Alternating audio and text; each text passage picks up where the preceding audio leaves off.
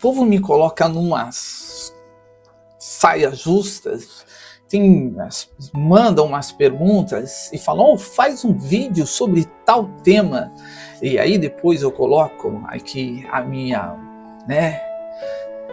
chamada ministerial, pastoral, e a gente entra realmente com a verdade como deve ser, E uma das grandes dificuldades hoje não é só com os neófitos, também com crentes antigos, muito cheios de mimimi, e que não frequentam culto de ensino e escola bíblica dominical, que estão mastigando o chiclete do demônio, Isso daí é uma expressão antiga. E vamos direto para a palavra para não ficar com mimimi. Em 2026, identificar um falso profeta ficou ainda mais difícil. Com redes sociais, inteligência artificial e vídeos altamente produzidos, aparência, carisma e milhares de seguidores já não são garantias de que alguém fala da parte de Deus. Jesus fez um alerta que continua atual. Acautelai-vos dos falsos profetas. Eles parecem ovelhas por fora, mas por dentro são lobos devoradores. E é aí que entra o grande problema. A maioria, não posso dizer a maioria que eu vou cometer uma leviandade aqui, mas muitos crentes, muitas pessoas estão acostumadas a enganar e serem enganados, segundo a palavra de Deus bem nos alerta. Então parece-me que há no seu subconsciente quase que um desejo de ser enganado e não consultam a Deus, a direção do Espírito Santo e, acima de tudo, a palavra de Deus, que é a Bíblia. Então fica cada dia mais difícil você identificar um falso profeta, principalmente nos anos em que nós estamos vivendo. Mas a palavra de Deus em todo momento, ela nos ensina o que nós devemos observar para saber se nós estamos diante de um homem ou de uma mulher de Deus ou estamos diante de um falso profeta. Um falso profeta não é reconhecido pelo tamanho de sua igreja, pelos milagres que afirma realizar ou pelo número de seguidores. Ele é reconhecido pelo que ensina e pelos frutos da sua vida. Desconfie de quem prega um evangelho sem arrependimento, transforma a fé em comércio e coloca a experiência acima da Bíblia, ou usa a palavra de Deus para manipular pessoas e obter vantagens. A verdade nunca contradiz as Escrituras.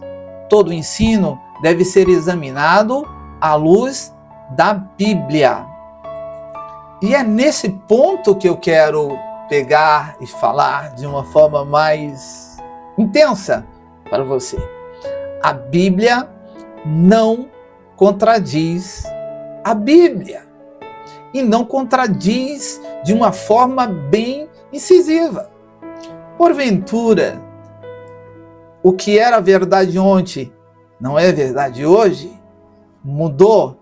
O legalismo que nós devemos tomar cuidado, que faz com que as pessoas comecem a aceitar aquilo que em todo tempo a palavra de Deus condena.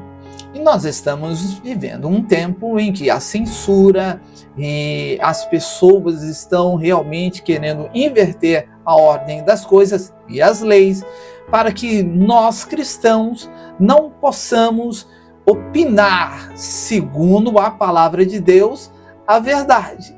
Então tem pessoas que de alguma maneira vai seguir falsos profetas porque lhe será conveniente. E pela conveniência, quando a trombeta tocar para buscar a igreja de Cristo na terra, convenientemente, quase não falei a palavra correta aqui, irão ficar, porque não souberam identificar de verdade, meu irmão, um falso profeta que está cheio nos dias de hoje. E nesse ponto chegamos a uma compreensão de que é um erro muito comum que as pessoas têm, e eu já sei disso porque sou ministro há alguns anos, e além de ser ministro, no meu trabalho, cujo eu tenho mais de 35 anos, é muito semelhante às questões, assim, podemos dizer, de evolução, promoção, que precisa de um pouquinho de bajulação, podemos dizer assim. E isso faz com que aquele que é bajulado perca a originalidade e aquele que bajula também perca a originalidade.